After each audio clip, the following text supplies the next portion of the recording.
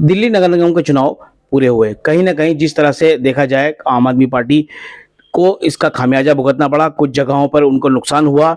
अब हम मौजूद हैं बाबरपुर जिला कांग्रेस कमेटी के उपाध्यक्ष खालिद खान के पास। उनसे ही बात करते हैं किस तरह से इन चुनावों में रणनीति रही और उनके किस तरह की चीजें काम आई और कांग्रेस का जो जनाधार है वो वोट बैंक उसमें बनाने में वो कैसे सफल हो पाए।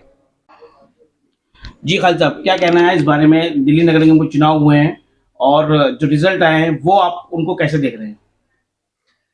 देखिए, दिल्ली नगर निगम का जो चुनाव हुआ इसमें कांग्रेस के लिए हमारे लिए सेटिस्फैक्टरी रिजल्ट तो नहीं आया है, लेकिन फिर भी हम ये देख रहे हैं कि लोगों में जो एक रुझान है वो बढ़ा हुआ है, वो रिजल्ट में कन्वर्ट नहीं हुआ।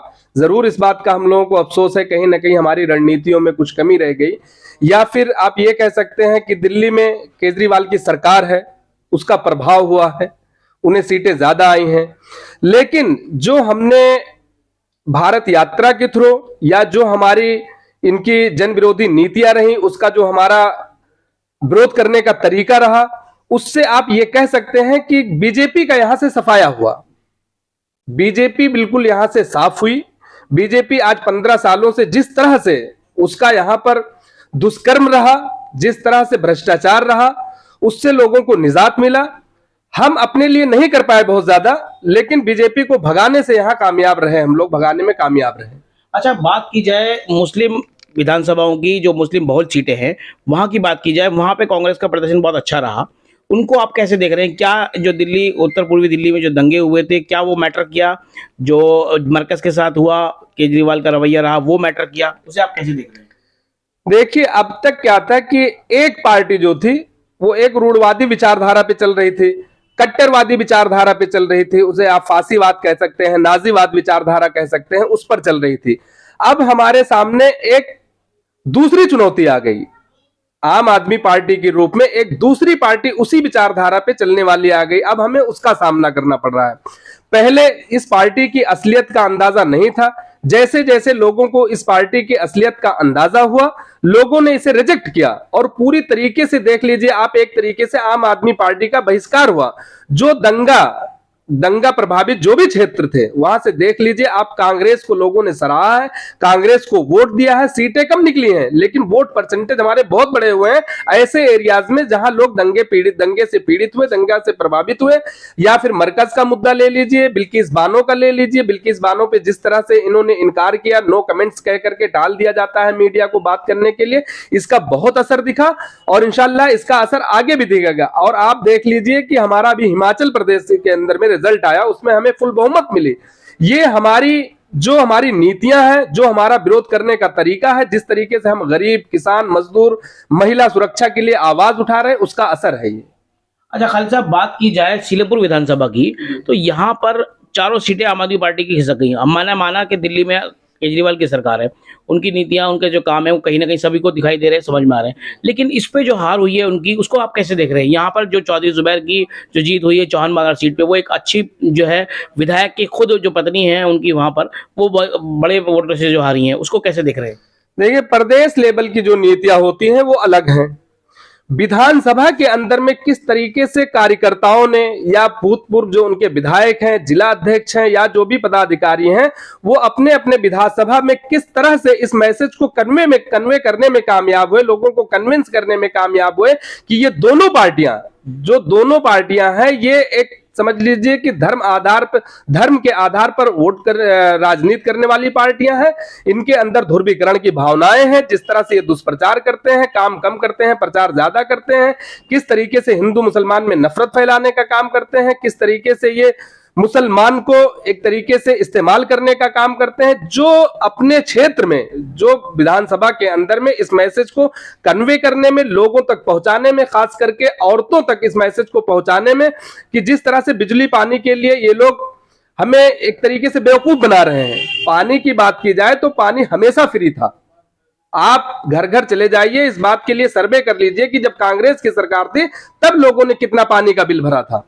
और बिजली की बात है तो बिजली के अंदर देख लीजिए आप, जो 25 मशीनें लोग चलाया करते थे, जितना लाइट बिल कांग्रेस की सरकार में 25 मशीनें चला करके नहीं आया करता था, आज 5 मशीनों चला करके उससे ज्यादा लाइट बिल भर रहे हैं।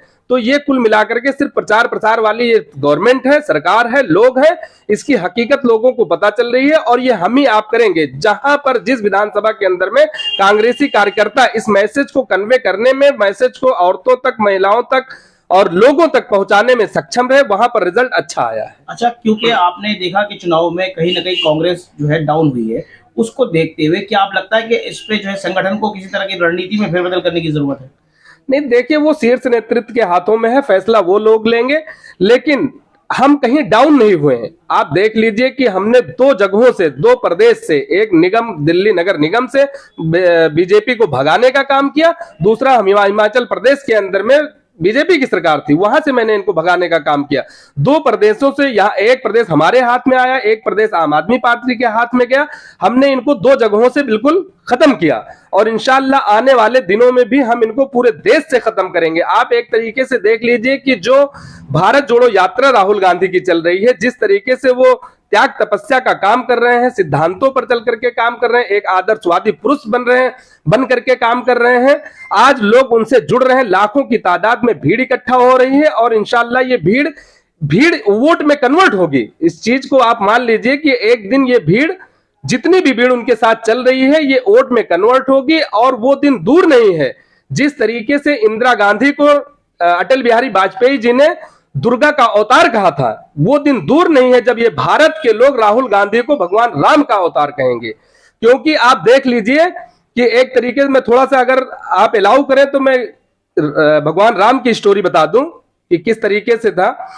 भगवान राम चाहते तो 14 साल के वनवास को नहीं जाते, क्योंकि माता कैकेयी ने भी मना किया, क्षमा मांगी उनसे और कहा कि बेटा आप वापस चलो, लेकिन वो 14 साल का वनवास किए। राजा दशरथ के बेटे थे, एक राजा के बेटे थे, सिंहासन पर उनका हक था, लेकिन उसके बावजूद भी 14 साल का वनवास किए। लोगों के कहने के बाद भी, क्योंकि वो आदर्शवादी थे, उन्होंने त्याग दिया, तपस्या किया।